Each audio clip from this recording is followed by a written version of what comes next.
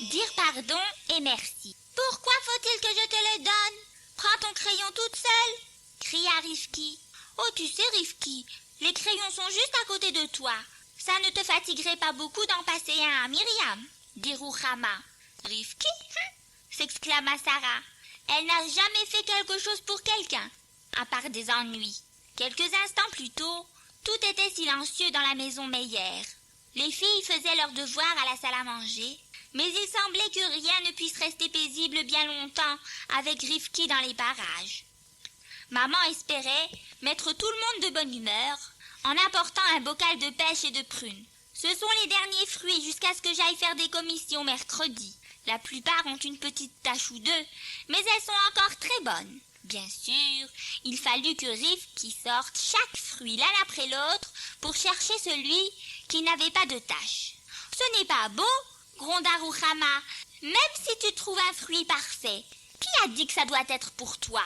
Peut-être devrais-tu le donner à Sarah, parce qu'elle est l'aînée, ou à Chava, parce qu'elle vient d'être malade. » Maman soupira, quand elle vit que son bocal de fruits entraînait plus de disputes que de shalom. « Les filles, avez-vous décidé en quoi vous vous déguiserez à Pourim ?»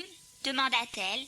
Rifki répondit en premier, comme d'habitude. « Je sais ce que je veux être, une sorcière. »« Il n'y a pas de quoi être fière, » dit Hana. « Tu pourrais peut-être choisir autre chose pour Pourim. »« Rifki, j'ai un magnifique déguisement de Reine Esther qui est trop petit pour moi.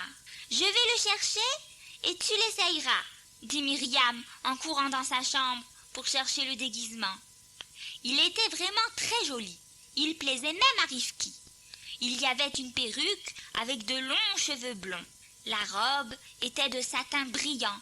Il y avait même une couronne avec des bijoux collés dessus. Et il allait très bien à Rifki.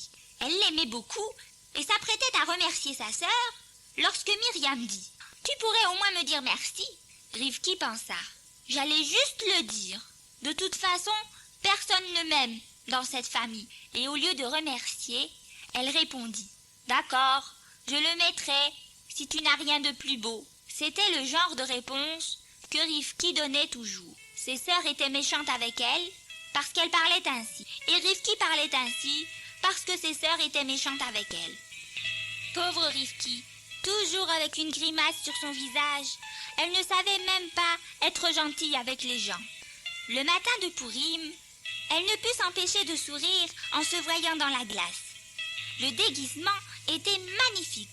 Il la rendait mignonne et gentille.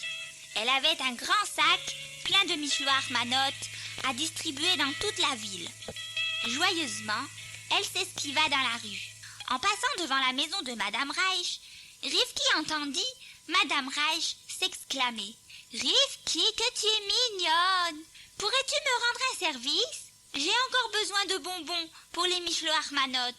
Peux-tu courir à l'épicerie pour m'en acheter? » « Bien sûr, » dit Rifki. « Merci Rifki, tu es une gentille fille, » répondit Madame Reich.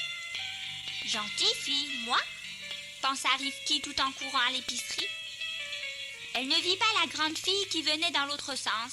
Elle se cogna contre elle et sa couronne tomba. « Tiens ta couronne, petite fille, » dit la jeune fille. « Tu as l'air d'être une si bonne reine avec ce déguisement. »« Merci, pardon, je me suis cognée à vous. » Qu'arrivait-il à Rifki? Elle ne disait jamais merci ou pardon. D'être déguisée en bonne fille transformait Rifki en bonne fille. Elle se sentait si heureuse quand les gens lui souriaient. « Petite fille, » appela une vieille dame, « tu as l'air d'être si gentille. Peux-tu m'aider à porter ce sac jusqu'au bout de la rue ?»« Bien sûr, » répondit Rifki, « je vais le porter jusqu'à chez vous. » Quand elle eut terminé de distribuer ses paquets de michelot manot, elle était fatiguée, mais contente. Toute l'après-midi, les gens lui avaient dit qu'elle était gentille. Et toute l'après-midi, elle avait été gentille. En tournant le coin de la rue, elle vit Rouhama penchée sur le trottoir.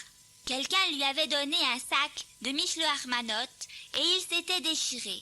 Tous les bonbons étaient éparpillés sur le trottoir. « Je vais t'aider, Rouhama, » dit Rifki en courant vers sa sœur. « La plupart des bonbons sont emballés, alors tu peux encore les manger. » Les deux sœurs travaillèrent ensemble. Quand les bonbons furent ramassés, Rouhama offrit de les partager avec Rifki, et les deux sœurs rentrèrent à la maison, bras dessus, bras dessous.